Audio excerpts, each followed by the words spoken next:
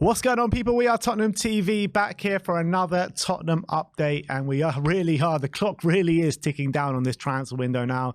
The window slams shut 11 p.m. on Friday night, and we're here on Sunday afternoon, so we really need to start getting this business done. Big week ahead. Yeah, massive week ahead as well. We got a game in midweek as well. So let's get through the transfer rumours and news we've got for you today, starting off with Johan Bakayoko, a new name in the frame. Alan Nixon says that Tottenham Hotspur are joining the race to sign PSV Eindhoven winger Johan Bakayoko ahead of the transfer deadline. Bakayoko has already racked up 43 appearances for PSV, contributing 7 goals and 9 assists in all competitions. Yeah, I mean, I obviously haven't seen too much of him play, but I've been doing a bit of research. He seems like a really good one-on-one dribbler. He has some of the best dribbling stats, I think, across Europe's top 5 leagues at the moment. He plays on the right. He's a left-footed right winger. Can also fill in on the left if need be, but definitely more of a right winger predominantly. So would provide competition for Kulusevski. 20 years of age. So definitely seems like a winger who's currently exploding at the moment. So it would be an exciting signing. Would provide good cover and competition for the right-hand side, which is clearly something we're looking for.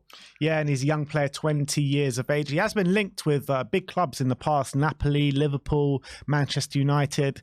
So it'd be nice if we could steal a march on these guys and get someone of real high quality in. Do you feel like you would prefer to see him come in than maybe Brennan Johnson? I think he would probably be more suited, but Brennan Johnson, I feel like we're going for him for reasons more than just ability. I think there's other things like homegrown quality as well, which is something that we're going to need. Yeah, it is something we're going to need, but Bakayoko is 20, so you won't need to be part of the squad kind of thing. We can kind of add him in as one of the under-21 players and maybe look at homegrown elsewhere, I guess. Potentially. Let's move on and talk about another winger who we have been linked with this window is Jota. He did quite sensationally make a move to Saudi Arabia, but it looks as though he could already, after only a couple of games, be leaving Saudi. And 90 Min saying Tottenham have been alerted to the availability of Jota after Al Ittihad made the winger available for a transfer.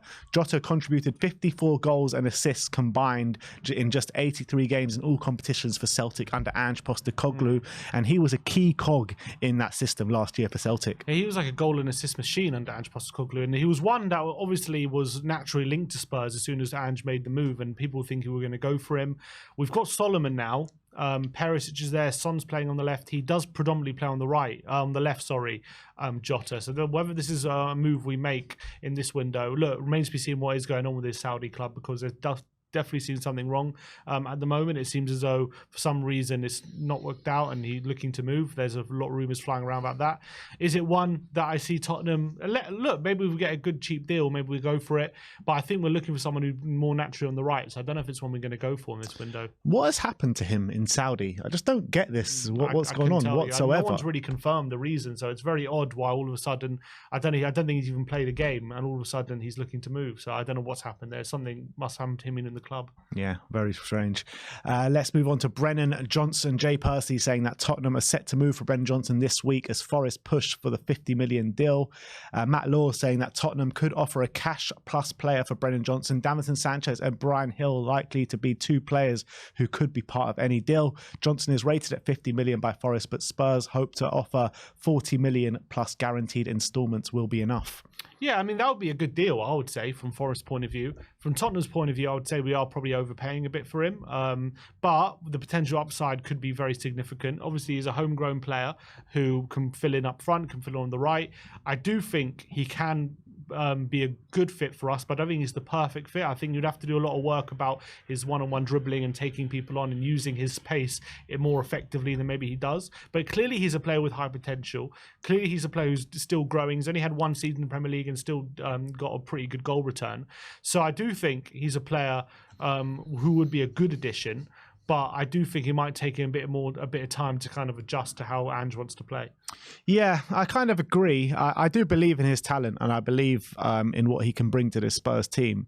But when you're looking at other names and maybe the price point which we're going to pay for these players as well, I do feel like Brennan Johnson at 40 to 50 million is just a bit too excessive, to be honest. I agree. You're paying a homegrown premium. If he was like a young French player, I reckon he's a lot less money. Yeah. But because he's Welsh and homegrown, it adds a bit of money to value to him. Totally. This is a really interesting one regarding Sergio Reguilon. Sky Sports saying that Manchester United are in the market for a left-back following Luke Shaw's injury. Reguilon is one of the options they have looked at, and Fulham also see Reguilon as an option before the deadline. However, they have other targets and are currently trying to sign Timothy Castagna. And Samuel Luckhurst, who is a very reliable Manchester United journalist, says that Reguilon is amongst the left backs that Manchester United are considering a move for before the window shuts. So how times have changed, right? Man United, instead of going for our top players, are going for our bottom kind of tier players now. Going for our giveaways, basically. I think in a weird way it actually makes sense because they need a left back. I think Reguilon on a short term, if it's a loan deal, like someone who can come in and give them a certain bit of quality in that position. I don't think he's a complete dud like a lot of people do. I think he's a decent left back, and I think he showed that throughout his career. I think the way Man United play, he'd be a lot more suited to that than how Ange Postecoglou likes to play his left backs. So I do think it would be a clever bit of business. It's whether Tottenham are looking to help Man United, are willing to do a loan deal, or they're going to demand a permanent deal. I think it's going to fall down to how willing we are to negotiate with a direct rival, I guess, in this kind of deal. But given that we are desperate to get rid, if it's a deal that suits us, I do see us accepting it. But I guess that's the negotiation. It's gonna be a tough one with Daniel Levy. Yeah, it will be a tough one. But I actually see if no one else is going to come in for him, I do see this one going through. If Man United actually want to push the button on someone like Reguilon, I think we're just so desperate to get players out the door. I don't think it really matters where they go anymore, to be honest. Fair enough. Yeah, and I don't think we're that worried about Reguilon going there if it's a loan deal or something like that. I don't think. Oh, sorry, Haaland just missed a penalty. We were just watching it. But next one is Pierre-Emile Højbjerg. Matti Moretto says that João Felix and another player will need to leave Atletico Madrid before the club are able to sign Pierre-Emile Højbjerg from Tottenham before the deadline next week. But Højbjerg, he has come on the last couple of games and looked pretty good against Manchester United and against Bournemouth. So do you think it's one that we're desperate to get done? I don't think so. I'm more and more thinking it's not going to happen for this window. First of all, I'm actually been pretty happy with Højbjerg's cameos when he's coming to the team in the first 3 games.